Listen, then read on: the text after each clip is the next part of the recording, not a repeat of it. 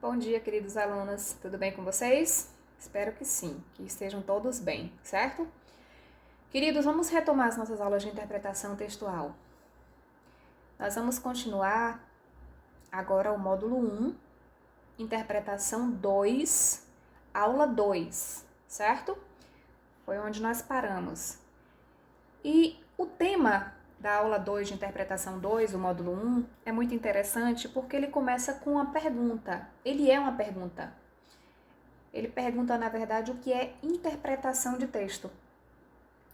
E aí eu queria que você refletisse aí, para você parar para pensar um pouquinho, o que é interpretar mesmo? Quando é que eu consigo a interpretação de texto? E aí, depois desse momento de reflexão, você vai chegar a uma conclusão. Eu consigo interpretar meu texto a partir do momento que eu consigo estabelecer sentido, a partir do momento que eu consigo significado da mensagem. Isso sim é uma interpretação de texto, tá? É quando eu consigo entender, quando eu consigo compreender a mensagem que o autor quis passar pra gente. Isso é interpretação de texto, certo? E é lógico que se nós estivéssemos juntos, a primeira coisa que vocês me perguntariam é: professor, e como é que eu vou fazer isso? Como eu posso fazer isso? Então, assim, claro que nós vamos ter algumas etapas. A primeira etapa é justamente você processar. Você não consegue interpretar algo que você não consiga guardar. Então, você tem que processar mesmo. Você vai ler e você vai guardar aquelas informações. Depois que você processar essas informações, é que você vai poder criticar e automaticamente avaliar o que está sendo lido, certo? Você só consegue criticar algo que você conhece. Você só consegue analisar algo que você conhece e que você tenha compreendido a mensagem, o propósito, certo? Gente, porque assim, quando eu falo em interpretação, eu não vou só ler palavra por palavra, frase por frase, ou seja lá, um verso, uma estrofe. Eu tenho que ler o que está minuciosamente descrito, literalmente descrito, e eu tenho também que deduzir. O que é isso, Pro? Inferir. Eu tenho que concluir o que não está escrito. A mensagem que o autor deixou aí implícita. Isso também faz parte da interpretação. E, na verdade, é uma etapa até meio dificultosa. Por quê? Porque você vai ter que deduzir. E para você deduzir, você tem que analisar os elementos que foram colocados no texto. Só a partir daí você vai conseguir inferir a mensagem que está implícita, certo? Aí eu pergunto para vocês, e por que interpretar? Primeiro que se nós formos analisar e pensarmos na realidade Enem, nós sabemos que a prova quase na sua totalidade é interpretativa, né? E se você não entender uma questão, um enunciado, você não vai conseguir responder. Então a interpretação ela é fundamental. Ela é fundamental não é só em linguagens, ela é fundamental em física, em matemática, em química, em biologia, em qualquer área. Por quê? Porque você precisa entender o que as pessoas estão solicitando de você, o que as pessoas querem. Então você precisa interpretar tudo que você lê, certo? Só que quando a gente vai interpretar, a primeira coisa que a gente vai analisar é que, na verdade, nós temos vários tipos de textos.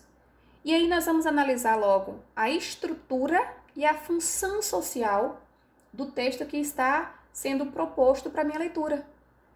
Exemplo aí que eu coloquei, o exemplo 1, uma notícia.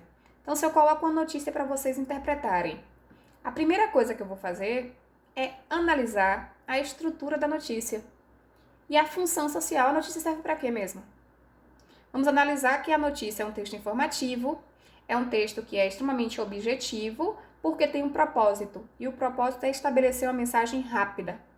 E geralmente o sentido utilizado é o sentido denotativo, já que se trata de uma linguagem mais formal, já que é um texto jornalístico, já que é um texto que traz informação. Então, eu já sei estabelecer qual é a estrutura básica de uma notícia. Eu já sei as características que predominam na notícia. Então, automaticamente, isso aí já vai me ajudar na própria interpretação. E qual é a função social de uma notícia? Informar. Então, assim, Todo texto, você tem que analisar isso, a estrutura e a função social. Ele foi criado com qual objetivo? De que forma que a sociedade vai ser beneficiada com esse tipo de texto? Pronto. Então, isso que você tem que observar e é isso que nos interessa, porque automaticamente já vai ajudar nas alternativas que eu vou responder posteriormente. O exemplo 2 que eu coloquei aqui foi um poema.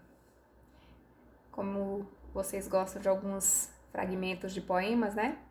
Eu coloquei aqui o poema. E aí eu coloquei as características. Primeiro, texto artístico, subjetivo, com sentido conotativo, linguagem que lhe confere maior expressividade, musicalidade, beleza, estrutura e conteúdos variados. É um texto muito mais difícil de você interpretar. Por quê? Por causa da questão da subjetividade, da pessoalidade que envolve um texto poético. E aí, é lógico, é por isso que a própria literatura fornece para vocês elementos para facilitar essa interpretação. Quando você estuda um poema, você não estuda, na verdade, o poema sozinho. Você estuda o poema, você estuda o autor, você estuda o contexto histórico, você estuda a escola literária. Por quê? Porque seria muito difícil você analisar um texto que é extremamente pessoal, sem saber o contexto em que ele foi criado, tá? E aí eu pergunto, e qual seria a função social de um poema? Não tem uma função social específica. Observe que o poema ele está inserido na sociedade para várias funções. Alegrar, demonstrar sentimento, prestar homenagem, denunciar, fazer crítica social, estabelecer uma crítica social. Então não tem uma função específica, mas observe que são inúmeras funções.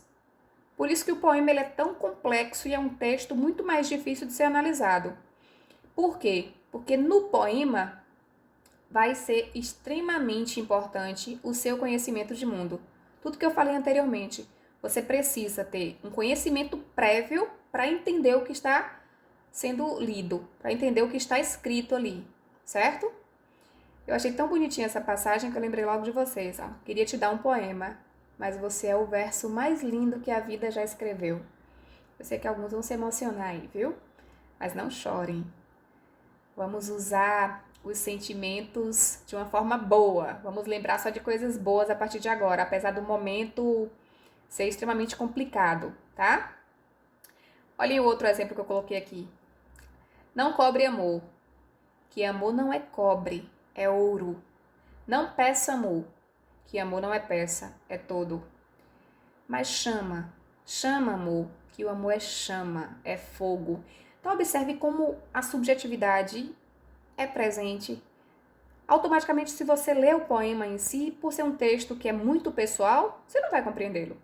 Por isso que você vai voltar para aquele conhecimento de mundo que eu falei, que é saber o contexto histórico, saber a escola literária, saber a vida do autor para entender o porquê dele ter exaltado o amor nesse momento. O que ele quis dizer pra gente?